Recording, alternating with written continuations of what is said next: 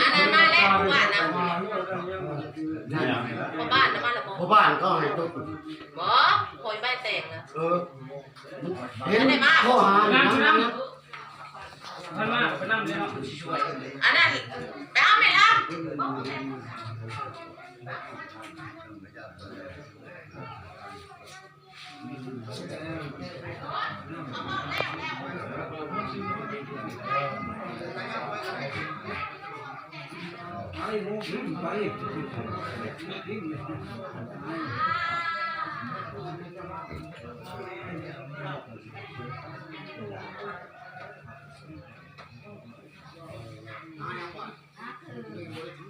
นี่เชื่อชี้ด้านหน้าหรือเปล่านะคือชิ้นแรกเพื่อนเลยเนาะแล้วเราเนี่ยนี่เขาขาโมจะให้เขาลายมันไม่พอใช่เขาเนี่ยไม่รอดเลยว่าเขาเนี่ยเดี๋ยวโดนช็อตกั้นเท่ากับสิเข้าใจแล้วเดี๋ยวโมจะเบ้าว่าเท่านั้นเท่านี้เบ้าบอลมันสิแล้วบอลทั้งเงิน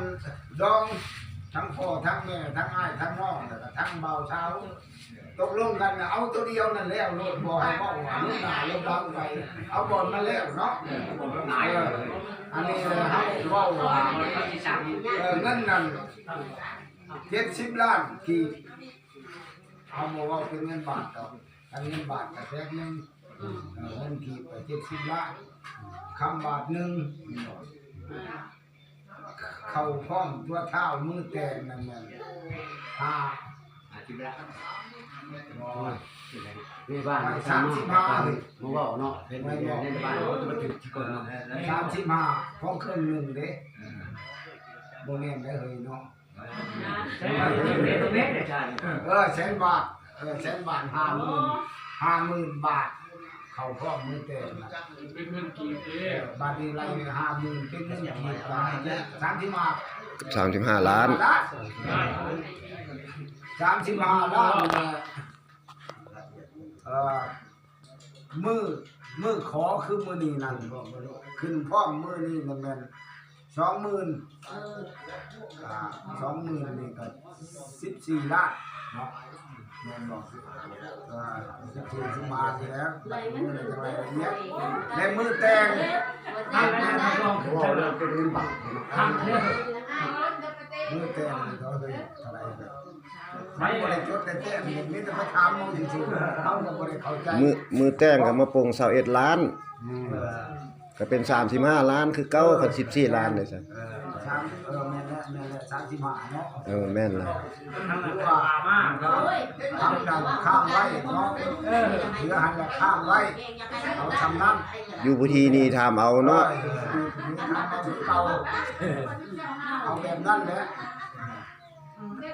บ่ได้ว่าให้ทั้งหมอชื่อเพิ่นลบเขาลบนอกดอกเอาบาทเดียวโลดคันว่าเห็นมีเอกภาพกันเบิดทั้ง2 พายโอเคนะเหตุผลมันถึงยังดีกันไว้มีคำแก้วก็มื้อนี้เข้าพร้อมเท่า20,000เอามาเลยแหละแล้วนั่นแล้วอะไรเด้เรื่องฮีดเด้เรื่องฮีดเฮาจะว่ากันเรื่องฮีดกันถูกกระเจ้าพังคือว่ามาขออยู่ช่างอยู่พี่เนาะบ่ได้เอามือขึ้นมือซ่านมาแล้วเขาเนาะอยากไปก็แล้วแต่เขาเขาเอาตัวนี้มันแล้วก่อนเนาะเขาอยากไปนั่นเลยก็แล้วแต่เขาพากันไปเนาะเขาพากันไปเขาอยากเมื่ออยู่พุ่นก็แล้วเขาอยากเมื่ออยู่พุ่นก็อยู่แล้วแต่สะดวกของเขาเนาะเขาว่าบ่ได้มันสะดวกอ่ะ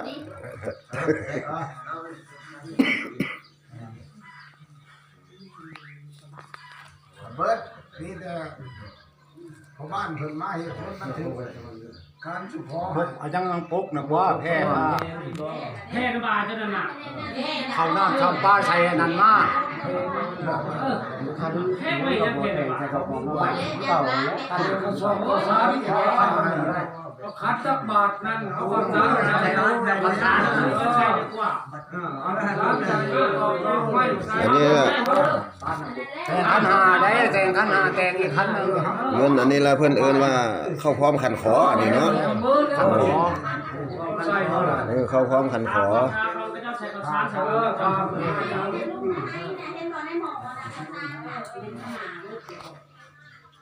เอายังใส่แน่ขี่มินก็ยัง กินนินเนี่ย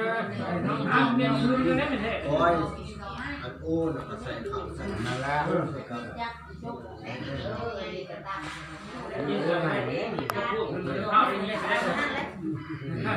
ยกได้ เอามาดูคันก่อนมาคันเก่าได้ได้ไปดอกไม้ เทียนตัวนี้ออกเลยบ่แหน่คันออกเลยตัวนี้เป็นขันห้าได้ แล้วจังหวะ ขันแนวเฮ็ดให้มันได้เนาะ ได้ไปแกะห้องนี้แล้วเว้ย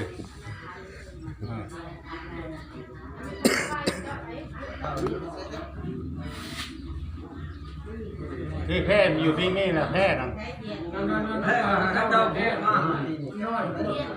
เอาไปเขาแต่งใส่มาลูกแต่งมาแต่งเเออ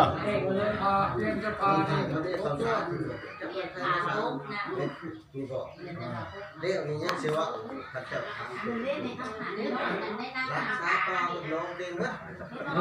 หรือยังสิว่า มืดบ่ โอ้ยชา โอ้แม่นนี่บ่น่ะ ว่าคอยเบิ่งห้อยตีนนี่เบิ่งเบิ่งมันเอามาเบิ่งอายุไม่ตีบ่พกอ่ะ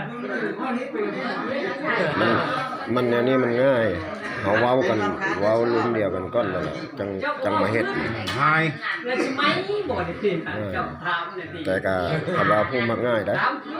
อันบ่มันมักยากก็เว้าเดียวก่อนก็ยังได้เฮ็ดไปตามขั้นตอนมันคือเก่าอยู่หากแต่มันก็บ่เหนือจากนั้นหน่อย สิไปซักเอาก็ซักเอาเลยสิไหม แต่ก็จะอยู่ในเกณฑ์เก่าหั่นแหละแต่ว่าหากเฮ็ดยาก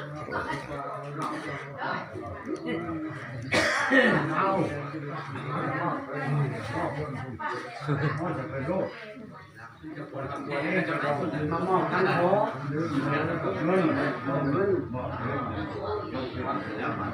การโดนนี่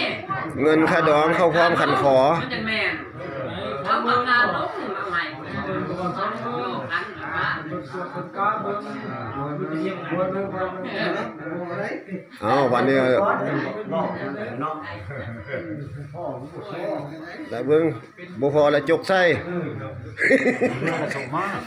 ถ้ามันเหลือแล้วส่งมาบ่พอได้จกตื้ม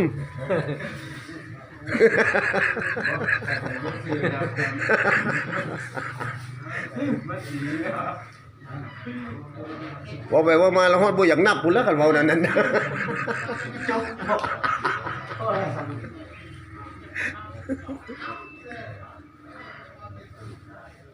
เอา ได้แต่ก็ อันตัวนั้นเพิ่นเหลือตัวนี้บ่พอ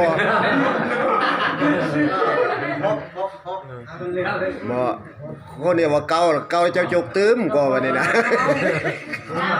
เอาไปว่าที่เจ้าน่ะ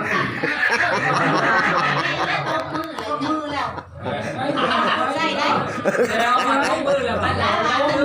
จะโคตรแล้วกันขั้นเก้ากับจะโคตรยกใส่ อันต้นหนึ่งใช้ต้นหนึ่งเก้านะ จะเอาเลยเจ้าแนบร้องคือกันเลย ขึ้นมาเนี่ยได้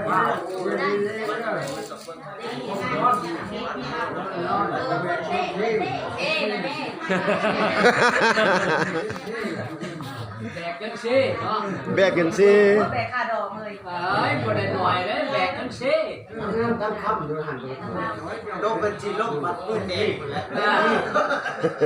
แต่เนาะ ด้วยแบกได้บัดนี้มัน เอาเขา